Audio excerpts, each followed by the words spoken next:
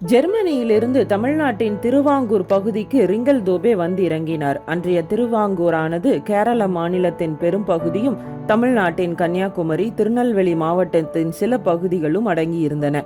Wrinkle Dube மயிலாடியில் 10 அடி நீளமும் 6 அடி அகலமும் கொண்ட குடிசையில் வாழ்ந்து வந்தார்.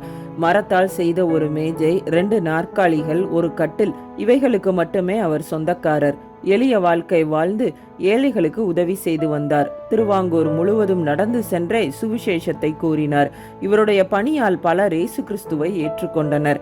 வேதமாணிக்கம் மற்றும் வேதமுத்து ஆகியோர் தங்கள் நிலங்களை ஆலயம் கட்டுவதற்காக கொடுத்தார்கள். 1809ஆம் ஆண்டு முதலாக ஆலயம் இங்கு கட்டப்பட்டது. பல எதிர்ப்புகளையும் போராட்டங்களையும் ரிங்கல் தோபே சந்தித்தாலும் வைராக்கியமாக செயல்பட்டார்.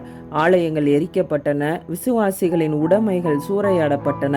என்றாலும் சானாரின மக்கள் விசுவாசத்தில் உறுதியாக இருந்தார்கள். காரணம் ரிங்கல் தோபேவிடம் அவர்கள் கண்ட வைராக்கியமே. இன்று நாம் எதிர்ப்புகளையும் சவால்களையும் எப்படி கையாளுகிறோம்?